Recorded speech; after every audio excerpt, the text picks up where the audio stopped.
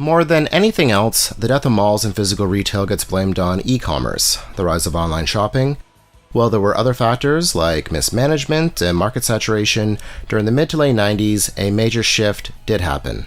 From how we communicate to the way we consume information, everything changed with the widespread adoption of the internet. It was truly a new frontier. And today on the Videocast, we are heading back to the beginning, the dawn of e-commerce. We will be covering when retailers went online, some history, some related nostalgia. I love this period. Should be a lot of fun. Can't wait to get into it. As always, I am your host Brian, and this video was made possible thanks to our patrons over at patreon.com/pixelportraits. We have a new video over there right now featuring some 90s nerdy nostalgia. Should have another one up in the next little bit on what it's like working at a thrift store. $5 gets you access to those and dozens of other videos, as well as my book, The Nostalgia Economy.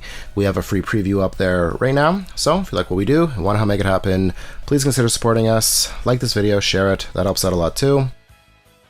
Let's head back to the 90s. Consumers value convenience. Traditionally, how retailers responded to this was more locations, closer to where people lived, longer hours, opening 24/7 in some cases, but nothing is more convenient than shopping directly from your home.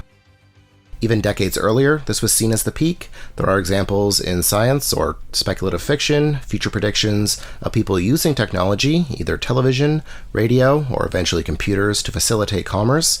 All the way back in 1937, you had this cover story on choosing Christmas presents using television, or this one from the mid-1950s, very similar, using your voice to speak with and order from a salesperson through your TV. This next clip is iconic, year 1999 AD, pretty accurately predicted the world of the future, the period we are going to be talking about today, 30 years before, placing a shopping order using a computer from home. People were used to shopping from home. Catalogs have been popular for over a century, mailing in money or a check and being sent a product, even shopping using technology, television, the home shopping network, television channels where products could be pitched to viewers and ordered over the phone. Primitive online shopping was actually a reality in the 1980s. An online payment system was set up in 1979 by Michael Aldrich. Obviously still very much a novelty. This clip here shows a man doing his Christmas shopping at stores that had an online presence all the way back in 1986.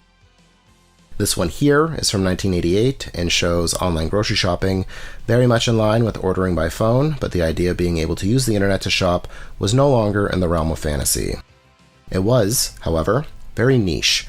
Personal computers became more accessible in the early 1980s, but were still very expensive. There was a steep learning curve, understanding how computers worked, let alone the internet, having to call a number and get connected to the network. It wasn't easy. That changed in the late 80s into the 1990s. With the advent of web browsers, the internet became easier to navigate. Access became commercially available on a larger scale. Technology advanced, computers became more affordable, more information could be shared quicker, images, eventually even video, making the internet more visually appealing.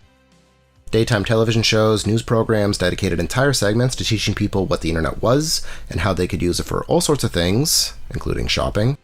This here is from 1994, and this guest, Jacqueline Easton, who was way ahead of the curve, teaching people how to make money online during the 1990s. She had multiple books on this.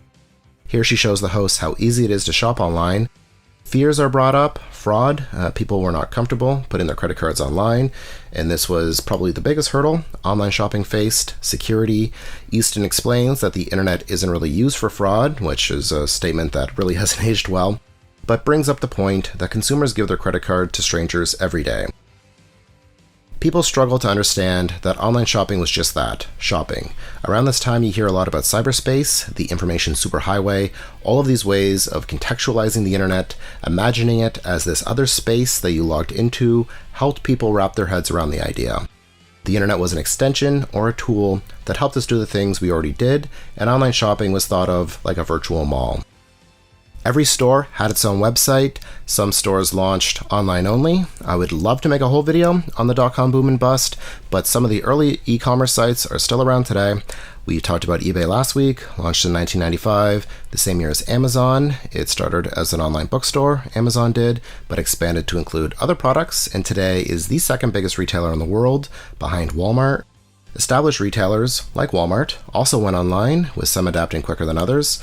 Using the Wayback Machine, I was able to go back and visit online storefronts of the past, and it offers a fascinating look into how stores presented themselves when they first went online. That's what we're going to be looking at now. I have a few different stores here, all of which we've talked about before. How the Wayback Machine works is it captures images of the websites. Sometimes the links work, sometimes they don't, sometimes they bounce around a bit, so this should give you a good idea of what these sites were like. Let's start with ToysRUs.com, circa 1997. Interactive image of the homepage here. You can click through and find promotions. They're actually promoting the Nick Super Toy Run, which we talked about a few weeks back. They have some gift ideas where you can see popular toys or whatever toys they wanted to promote. We've jumped in time here to what the site would have looked like during the holidays. Jeffrey in the Santa hat there. Yeah, kind of broken, but pretty amazing this exists. From around the same time, Blockbuster.com. Some sites would launch with something like this, a page basically telling you a website was coming soon. This is 1996. Jumping ahead to 1997, just like with Toys R Us, we have interactive images. You can browse movies, games, books, even music. That was another video we had, Blockbuster Music. Like I said, I love this time period. So much of this has been preserved, including their shop. I browsed the movie soundtrack section here. Music used to be much more expensive. Jumping over to video, we can see what movies are coming soon. They have some news, games, very much the same. What is coming out, short little blurbs on each. I love these graphics they have for the different sections. I can't believe how much of this has been saved. Blockbuster's competitor, Hollywood Video, had one of the biggest online movie storefronts, Reel.com. This was mentioned in our best-selling VHS of all time video. This here ranges from 1998 to 2000, and we can actually go shopping here virtually. This no longer exists, but it does let us see prices. Here for the Mummy remake, you could probably double these prices with inflation. Just to compare prices, here is a similar listing from Amazon around the same time for the Mummy. Amazing that we can do this. Reel.com not only offered the chance to buy, but gave visitors other information, just like IMDb, facts, trivia, rating information. You could also pre-order movies. They had daily trivia, news. Very cool. Here is GameStop.com from 1999-2000. Very similar to the other sites we've seen. Featured products, go shopping, an absolute time warp to a different time. Looking offline at these companies, around 1996-97, they really start pushing their websites and commercials, encouraging customers to visit them on the World Wide Web. AOL Keywords, America Online was a massive company that after a few acquisitions and mergers just disappeared, but these keywords would direct you to different brands online. People love shopping online. Here is a Time magazine cover from 1998 telling you to kiss your mall goodbye because the future is here, and they were right. It was just too easy, too convenient not to take off.